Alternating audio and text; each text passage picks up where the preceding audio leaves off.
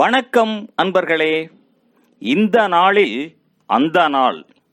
ஆம், வரலாற்றின் வழித்தடங்களில் கடந்த 2000 ஆண்டுகளாக ஒவ்வொரு நாளும் உலகம் முழுவதும் நடந்தேறிய முக்கிய நிகழ்வுகளை நாள் வாரியாக நல்ல பல தகவல்களை தொகுத்து காணொளி மூலம் பகிர்வதில் மகிழ்ச்சி.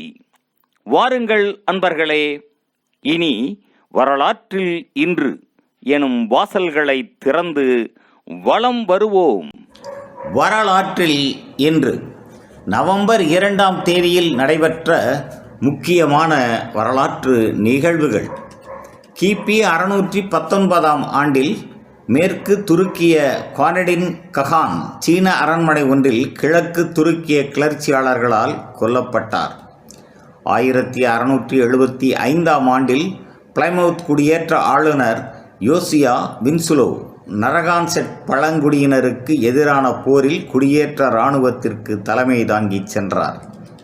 1834ஆம் ஆண்டில் முதலாக இந்தியாவில் இருந்து 75 ஒப்பந்த தொழிலாளர்கள் மொரீசியஸ் சென்றனர்.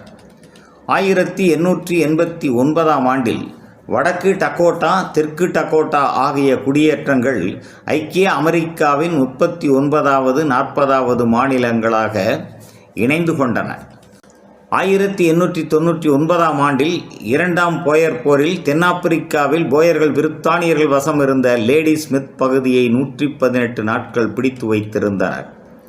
1912ஆம் ஆண்டில் பல்கேரியா உதுமானிய பேரரசை லூல் பர்காஸ் சமரில் தோற்கடித்தது. 1914ஆம் ஆண்டில் முதலாம் உலகப் போரில் ரஷ்யா உதுமானிய பேரரசுடன் போரை ஆரம்பித்தது.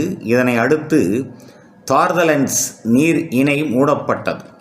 1917ஆம் ஆண்டில் பிரித்தானியாவின் வெளி விவகார செயலாளர் ஆர்தர் பால்போர் வெளியிட்ட பிரகடனத்தில் யூதர்களுக்கு பாலஸ்தீன நிலத்தில் ஒரு தேசிய தாயகம் ஏற்படுத்த வேண்டும் என்பதை இங்கிலாந்து அரசு ஆதரிக்கிறது என கூறப்பட்டது. 1920ஆம் ஆண்டில் அமெரிக்காவில் பென்சில்வேனியா பிட்ஸ்பர்க்கில் முதலாவது வணிக நோக்கு வானொலி நிலையம் அமைக்கப்பட்டது. 1936ஆம் ஆண்டில் பிபிசி நிறுவனம் தொலைக்காட்சி சேவையை ஆரம்பித்தது. 1936ஆம் ஆண்டில் கனடிய ஒலிபரப்பு கூட்டு ஸ்தாபனம் நிறுவப்பட்டது. 1951ஆம் ஆண்டில் சூயஸ் கால்வாய் வளையத்தில் கிளந்த நெருக்கடி நிலையை சமாளிக்க 6000 பிரித்தானிய படையினர் எகிப்துக்கு அனுப்பப்பட்டனர்.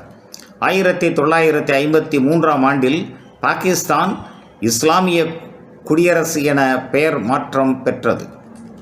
1956ஆம் ஆண்டில் ஹங்கேரிய புரட்சி அன்று ஹங்கேரிய நிலைமை குறித்து ஆராய சோவியத் பிரதமர் நிகிட்டா குருசேவ் ஏனைய கம்யூனிச நாடுகளின் தலைவர்களை சந்தித்தார்.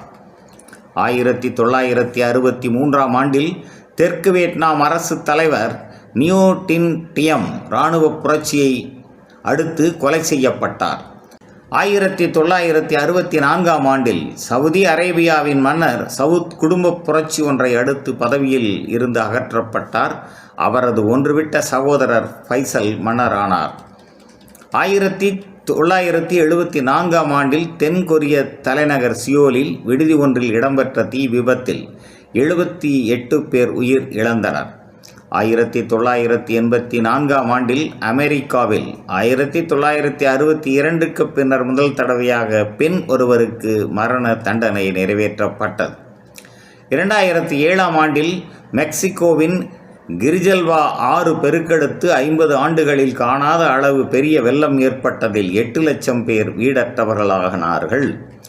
மேலும் நவம்பர் 2ஆம் நாளானது கத்தோலிக்க சமயத்தின் கல்லறை திருநாளாகவும் மெக்சிகோவில் இறந்தோர் தினமாகவும் மொரீசியஸ் நாட்டில் இந்தியர் வருகை நாளாகவும் அனுசரிக்கப்படுவது குறிப்பிடத்தக்கதாகும். நன்று நண்பர்களே.